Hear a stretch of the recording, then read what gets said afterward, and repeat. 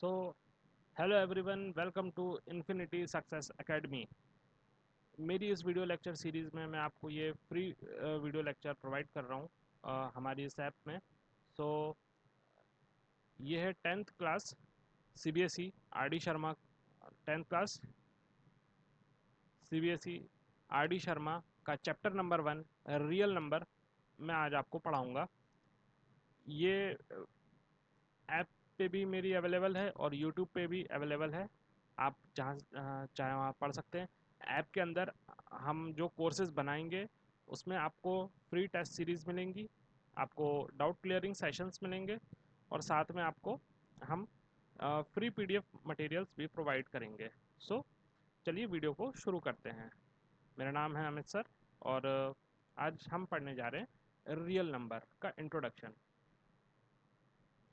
तो जो real number होता है वो उसकी शुरुआत उससे भी पहले एक नंबर आता है जिसको हम बोलते हैं कॉम्प्लेक्स नंबर।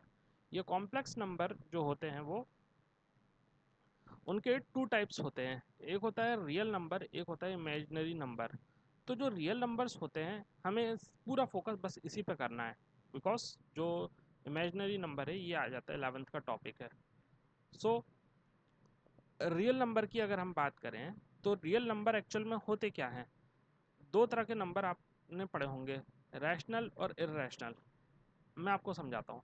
इर्रेशनल नंबर्स जो होते हैं वो आपने लास्ट क्लासेस में बहुत अच्छे से पढ़े थे कि वो नंबर होते हैं जो नॉन रिपीटिंग होते हैं, जो डेसिमल के बाद ना तो रिपीट होते हैं और जो ना ही टर्मिनेट होते हैं। ठीक है, टर्मिनेट टर्मिनेट मतलब रोक रुक जाना।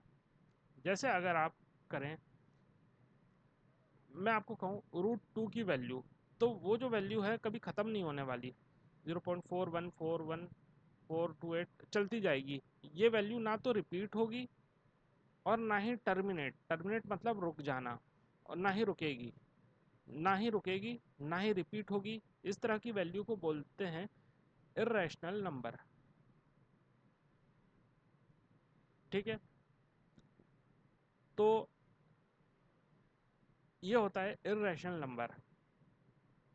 अगर मैं कहूँ 0.3 या 10/3, तो ये वैल्यू जो रहेगी ये आ जाएगी 3.33333। पहले तो ये ना ही ये टर्मिनेट नहीं हो रही मगर रिपीट हो रही है, तो ये एक इर्रेशनल नंबर नहीं है।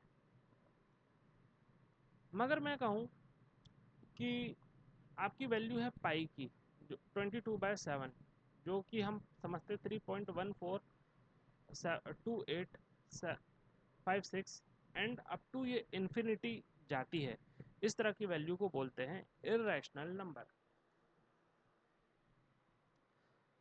बट अब आ जाते हैं हम अपने रियल नंबर की तरफ।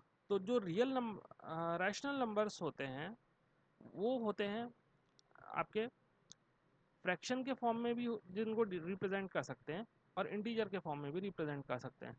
आप मैं आपको अगर एक नंबर दूं 2, तो क्या ये फ्रैक्शन के फॉर्म में है? हाँ बिल्कुल है। इसके नीचे अगर मैं 1 लिख दूं तो क्या कोई प्रॉब्लम है? नहीं। इंटीजर -2, -1, 0, 1, 2, ये एक इंटीजर है जो कि माइनस में भी आते हैं और प्लस में भी आते हैं और ज़ीरो न्यूट्रल रहता है।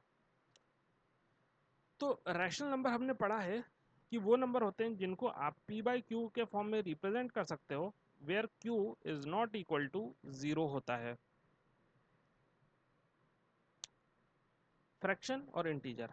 अब जैसा कि हमने देखा इंटीजर जो होते हैं वो होते हैं, हमने देखा यहाँ से ये होती है नंबर लाइन, यहाँ होता है बीच में ज़ीरो। यहाँ से आप राइट साइड जाते जाओ तो आपको पॉजिटिव नंबर मिलते हैं, मगर वहीं आप लेफ़्ट साइड जाते जाओ तो आपको नेगेटिव नंबर्स मिलते हैं।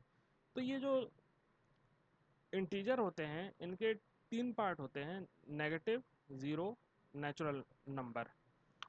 अच्छा, ज़ीरो और नेचुरल नंबर इनको अगर आप मिला दो तो ये बन जाता है होल नंबर।